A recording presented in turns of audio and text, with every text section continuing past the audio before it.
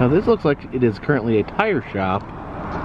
But up there, you can see it used to be a variety and feed store.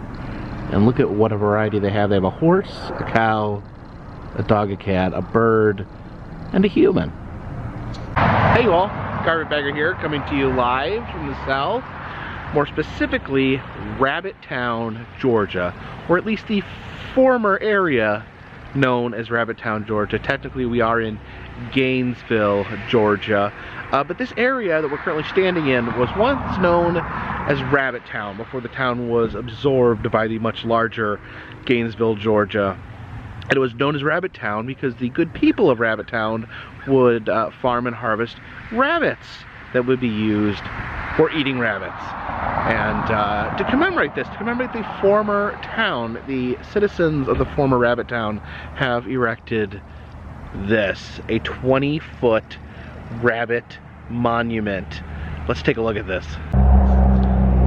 You can see the pillar there that shows off the giant Rabbit Town rabbit.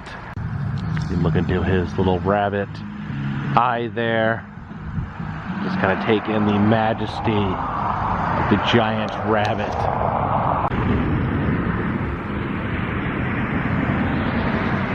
The only other remnant of the former Rabbit Town exists right here at the Rabbit Town Cafe. You can see the little neon rabbit there saying, "Please don't eat me."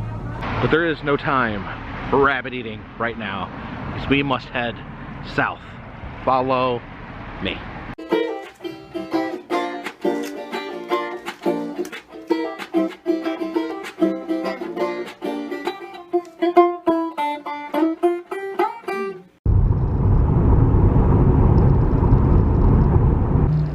And we have landed at Rainy Day Revival here in Atlanta, Georgia. Now, I was first exposed to Rainy Day Revival through the Oddities and Curiosities conventions that I've attended. I attended, I think, 3 of them in 2019. And they had really fascinating booths with some really fascinating artifacts. I wanted to come check out their store here in Atlanta. Oh, you did? Yeah. So now you're cool, right? Oh man, you need to advertise. Down here we have a silverware set made out of deer hooves. I think this sheep has far too many horns. Now, it is really rare to see a taxidermied horse. I don't know if I've ever seen a horse taxidermied in that particular way, with just their head. There's some jars of assorted things. Looks like these are army men, and some babies' shoes, and some severed heads. Over here we have a bunch of Marys. Now, the owner was telling me he rents oddities as props for movies, and this 4-horned Jacob sheep was used in the most recent Conjuring movie. That is a very, very creepy sheep. This rabbit's pretty creepy too. Also this fox. Chaos reigns. See a gar, a mean old snake, and we got a parrot, and that is a platypus. That's pretty rare to see a taxidermied platypus. Look at these medical dummies right here. Yeah, these medical dummies are really cool. Appears to be that they are very anatomically accurate, so I'll be careful what I show, but you can see different maladies, and I don't know, I don't want to mess with it too much. I'm wondering if there's a baby in there. These would be carnival prizes. They're not real taxidermies, they are faux taxidermy. So they're usually made with goat fur. And I just noticed there's a giant aspirin right there. It's a super hilarious clown head right there. That stack of fake teeth. And yeah, look at that. That is another clown head, but that is very horrifying. Looks like it has 8 eyes Very glass, realistic eyes. Here's a sealed evidence container, and inside is a very horrifying looking shank that was obviously used in some sort of horrifying crime. It's a very impressive collection of skulls. Let's see right there, that is a human skull. Next to it is a chimpanzee's skull. These are all monkey skulls. And check out that silly little monkey right there in the corner. I believe this is like a ceremonial Mason's mask. Correct me if I'm wrong. I know that if you believe the Masons used these masks in ceremonies. Now this is positively amazing. This bear head here was made by a prison dentist, and his teeth there are human teeth pulled from inmates. Says this is from the Joliet State Prison. I believe that's in Illinois. So yeah, a horrifying taxidermy bear with a big sharp mouth full of prisoner teeth. This is not a taxidermy goat, it's a taxiderpy goat, which is a very interesting variety of taxidermy. I guess it's just the preserving of things that look very derpy, if I'm understanding that word correctly. That fox, I think, is also a piece of taxidermy. Oh boy, look at him. A bunch of just crazy masks up there on top of these cabinets. All these different mascot heads. And that's very interesting, that red antlered human head right there. I think that is some sort of caribou, maybe? See this dummy right here. I'm not sure what his official use was, but it looks like he has been used to practice stabbing people in the back. He's been jammed in the back with various ice picks and scissors. These Siamese calves right here, split right down the middle. Look at this adorable little miniature cow. And you love to have a little tiny cow like that as a pet. And then his tiny little moos that he makes with his funny little face. Yeah, a lot of Siamese cattle here. It almost makes me wonder why cattle are so prone to being Siamese. These are different dog skulls. And I always think one of the fascinating things about looking at different dog skulls, you know, there's such different shapes to them, but you gotta remember, every one of these comes from the same animal, regardless of the shape or size. Dogs are all the same animal. This is another piece of taxidermy. It is labeled as Derpy Coyote. Seems like Derpy Coyote should have his own cartoon. To me, there's no greater joy than an antique orange suitcase full of jackalopes. It's a big old lion there. And we have a whole couch full of super creepy dolls.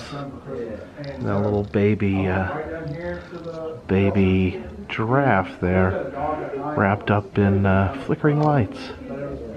Here we have a super creepy executioner's outfit.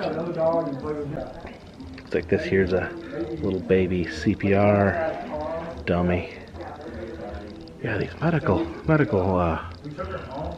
mannequins. Do they have to make their faces so unsettling? Now, cat and dog taxidermy cannot be sold in the United States. You can have your own dog or cat taxidermy, but they can't be sold on the third-party market. This beagle here is like strikingly lifelike. That is a absolute masterpiece of taxidermy. Yeah, this is quite a collection of taxidermied pets. Here you can see all these different types of dogs. This dog head here is just absolutely massive. You know how thick that neck is. I wonder what kind of dog that was. And then again, a super tiny little chihuahua right there. I believe that is some sort of Pomeranian. Some other tiny little terriers their heads mounted. Yeah, this Siamese cat here is absolutely massive. Oh gosh, look at that guy. Look how mean of a face he's making. But he was a mean little guy. It's a French bulldog right there. Look at that kitty. That puppy. Now you can't purchase these taxidermy dogs and cats, but you can rent them. So if you'd like this beautiful specimen as a companion, it is only $500 a week, and you can have this dog come stay with you. It's a spine-tingling baboon, one of the most vicious of all the monkeys. And here's another piece of taxidermy that is possibly the most derpy fox I have personally seen. Here's some of those medical models where you can take all the organs out of. I mean, look at that baby up there. That is a baby doll with its skeleton showing. Underneath here we've got an almost entire human skeleton. Looks like this was some sort of medical model. So, Recessa Annie. These were used to teach CPR. An interesting fact is that they all have the same face that was modeled after an anonymous French drowning victim that was pulled out of a river in France. Look at here, we have a rooster with all its guts showing. That's kind of gross, but I do like this big lunging bear up here. It's a shed. Horses like up in the Tetons on this like old like abandoned ranch property. They're like, you know, like this big. Over here, it's a Wilbertinger. It's like a jackalope with wings. Yeah, look over here, these different mounted deers. This one wearing a birthday hat in LA, and it was covered in blood. That's an interesting setup. And look at all these different crucifixes. Here's some slides of different diseases. This would be used in a stereopticon, so the diseases would be in 3D, which is actually beautiful to look at these in 3D, these back scats, and oh my gosh, that's gross. Now this is very fascinating right here. As far as Siamese cows go, this one here has 2 bodies and 1 head, which is pretty unique. It says it had 6 legs. It says it lived for 2 months, ran around on 6 legs, nursed its mother. It says no others like this are known of. I've never seen one that has 1 head but 2 bodies. That is really interesting. Maybe here's the answer to why there are so many Siamese cows as a result of nuclear testing in Nevada, 1962. Yep. Just a very interesting mix of visuals here. The lion, Ronald McDonald, and then the naked female photographer with a lion face. So much stuff to look at here. I almost missed this zebra head laying on the floor. I have a friend that was working for haunted houses, decorates haunted houses, and he asked me if I had any caskets or coffins. And I got a lead on a haunted house that had closed down. Yeah. And I reached out to those people, and I went, and they had some caskets and coffins. I bought a coffin that didn't have a lid, and they said since it didn't have a lid that they would give me that Halloween decoration for free. So, it's not a decoration, is it? No, decoration, it's a real skeleton. It had actually been in a haunted house for 30 years. Oh my gosh. So, because of the articulation and the way it looks and the casket that it came in, my suspicion is that it was an Oddfellows ceremonial piece. Yeah. And that it came from an Oddfellow. The lodge had closed down.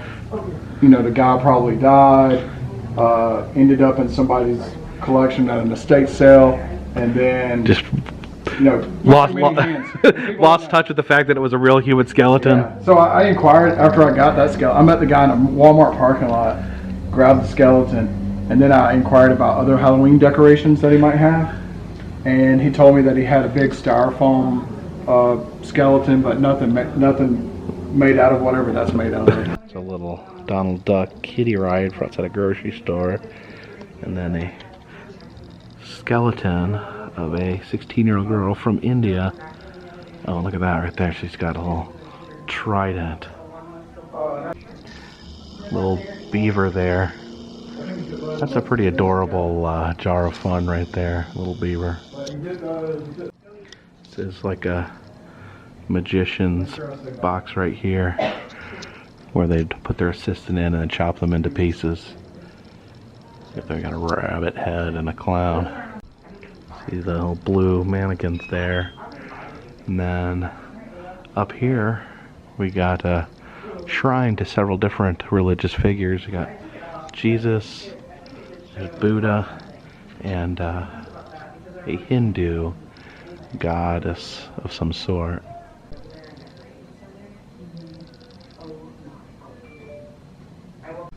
Love this framed piece here with the different squirrels behind that glass frame.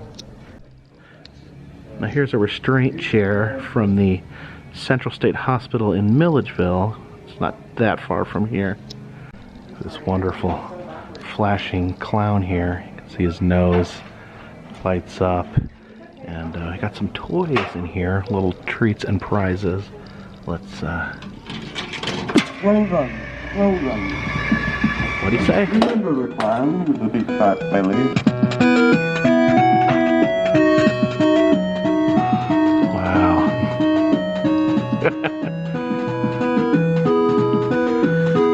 Said he was a clown with a big fat belly, and yeah, his belly is sticking out and his belly button is lighting up.